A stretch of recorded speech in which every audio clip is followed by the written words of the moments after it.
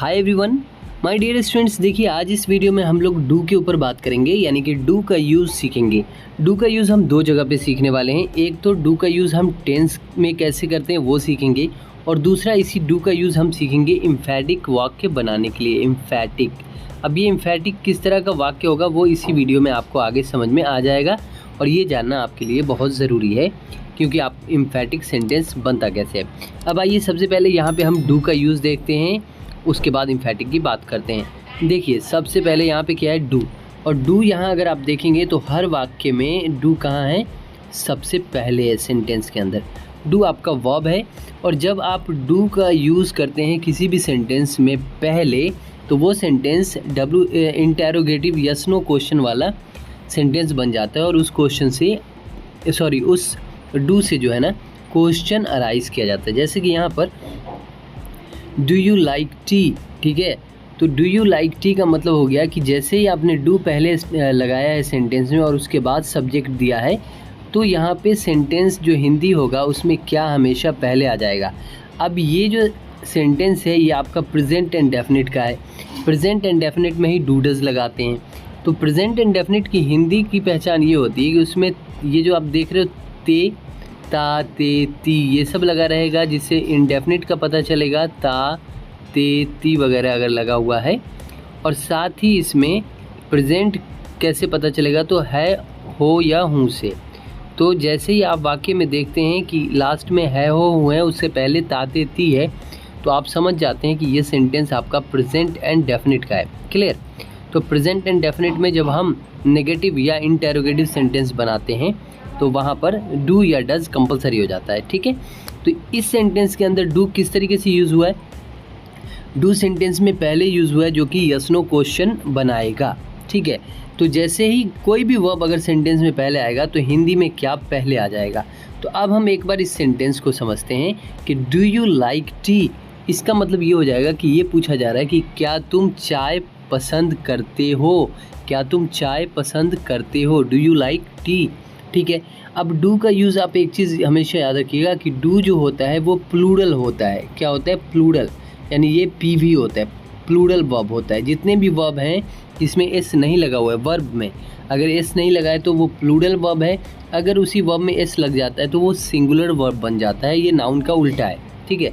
जैसे डू है, अगर इसको हम डज कर देंगे ना तो ये क्या बन जाएगा, ये सिंगुलर वर्ब बन जाएगा। इतना चीज़ क्लियर हो गया आपका।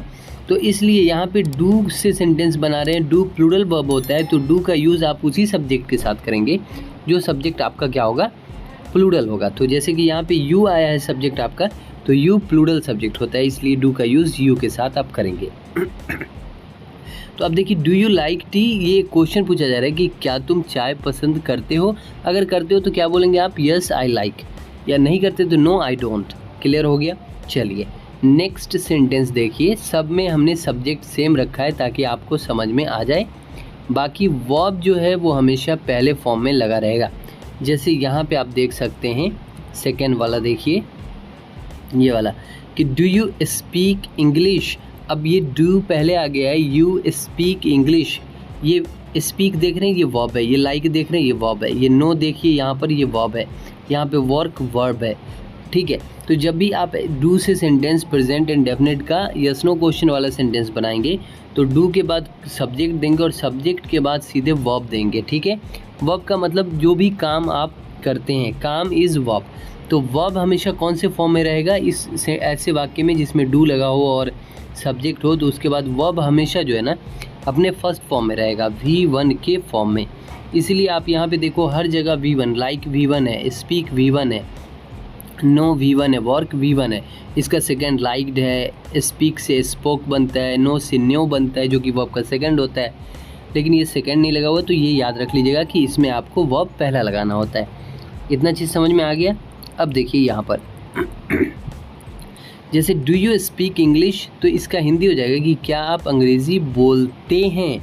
यहाँ पे क्या पहले आएगा जो हमने आपको समझाया। उसके बाद देखिए do you know him, do you know him मतलब क्या आप उसे जानते हैं। डू यू नो, क्या आप जानते हैं, हिम मतलब उसे, तो क्या आप उसे जानते हैं।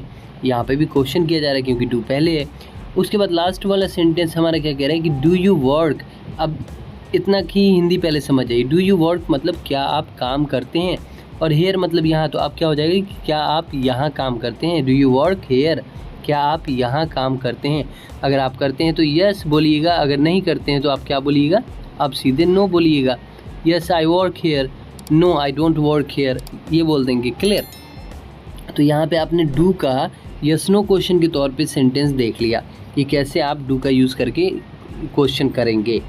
तो उस क्वेश्चन की हिंदी में ता लगा होना चाहिए और है हो या हूँ लगा होना चाहिए। ठीक है। अब देखिए डू का यूज़ और कौन कौन से सब्जेक्ट के साथ हम करेंगे। तो यहाँ पे आप देख सकते हैं सबसे ऊपर में हमने दे रखा है वी और आई। ठीक है, दे, वी एंड आई, ये 3 सब्जेक्ट हमने दिया है। इन तीनों के साथ आप जो है, ये प्रोनाउन है, और इनके साथ भी जब भी आप डू अगर लगा रहे हैं और सब्जेक्ट ये ना रहकर इसमें से कोई भी आ जाए तो आपको उनके साथ भी डू ही लगाना है, डज़ नहीं लगाना है। डज़ किसी अदर सब्जेक्ट के साथ जो सिंगुलर सब्जेक्ट होता है उसके साथ लगता है। तो इतना आपको समझ में आ गया। अब हम डू का इम्फेटिक वाला हिस्सा देखेंगे कि डू का यूज़ इम्फेटिक सेंटेंस में कैसे करते हैं। ठीक है, ओके। अब यहाँ देखिए, यहाँ पे हमने इम्फेटिक सेंटेंस रखा है। देखिए देखने में ये आपको टेंस जैसा लगेगा, बिल्कुल टेंस है, बट यहाँ पे थोड़ा सा डिफरेंस क्या है कि जैसे यहाँ पे डू इम्फेटिक, और इम्फेटिक का मतलब हो जाता है कि ऐसा वाक्य जिसमें आप जोर देने की कोशिश कर रहे हैं। ठीक है, तो जब आप जोर देंगे तो वहाँ पर आप डू और डज़ लगाएंगे, डिड भी लगाएंगे। बट अभी हम डू का देखेंगे। तो जैसे कि यहाँ पे एक चीज़ क्लियर है कि यहाँ पे भी जितने ये जो सब्जेक्ट हैं इन्हीं के साथ डू लगता है, तो आपको इन्हीं के साथ लगाना है। अब देखिए, जैसे आप अगर इसको बिना डू के बोलेंगे तो क्या बोलेंगे, आई प्ले, इसका मतलब हो जाएगा मैं खेलता हूँ, बस इतना हो जाएगा। लेकिन जैसे ही आप बोलते हैं कि आई डू प्ले, तो इसका मतलब मैं खेलता तो हूँ, मैं खेलता ही तो हूँ, इस तरह के वाक्य बनेंगे। मतलब आप जब डू लगा रहे हैं सेंटेंस में, हैज़ अफर्मेटिव सेंटेंस, और उसमें आप डू लगा कर बोल रहे हैं कि आई डू प्ले, मतलब आप जोर दे रहे हैं, आप बिल्कुल ये बताना चाह रहे हैं कि हाँ मैं खेलता हूँ।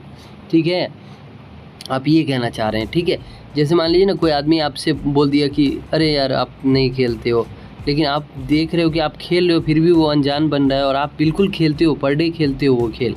ठीक है, क्रिकेट खेलते हो कुछ भी, तो आप ज़ोर दे के बोलोगे अरे मैं खेलता हूँ, मैं खेलता ही तो हूँ, आई डू प्ले। उसी तरीके देखिए, तुम पढ़ते ही तो हो, यू डू रीड। अब कोई अदर पर्सन किसी सेकेंड पर्सन के बारे में बोलते हैं you do read. You do read का मतलब हो जाता है कि वो ज़ोर दे के बोल रहा है कि तुम पढ़ते ही तो हो, तुम पढ़ते तो हो। अब हम आके मान लीजिए कि हम आपको बोलते हैं कि अरे मैं नहीं पढ़ता हूँ, मैं पास नहीं करूँगा, और आप हमको डेली पढ़ते हुए देखते हो, तो आप बोलोगे ना कि यू डू रीड। नो, तुम जो है एकदम पढ़ते हो, पढ़ते ही तो हो।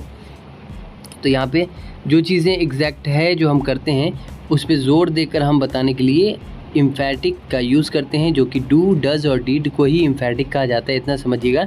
जब हम सेंटेंस में, अफर्मेटिव सेंटेंस में इसका यूज़ कर दें तो इसका मतलब हम उस सेंटेंस पर जोर दे रहे हैं। तो आप जब अगर किसी बात पे जोर देंगे, तो जब आप प्रेजेंट एंड डेफिनेट से रिलेटेड सेंटेंस बनाएंगे तो अफर्मेटिव में आप डू लगा देंगे, वहाँ नेगेटिव नहीं होगा, ये अफर्मेटिव ही होगा, बट डू लगा देने से ये हो जाएगा कि आप जोर दे रहे हैं। जैसे वी डू डांस, हम नाचते तो हैं।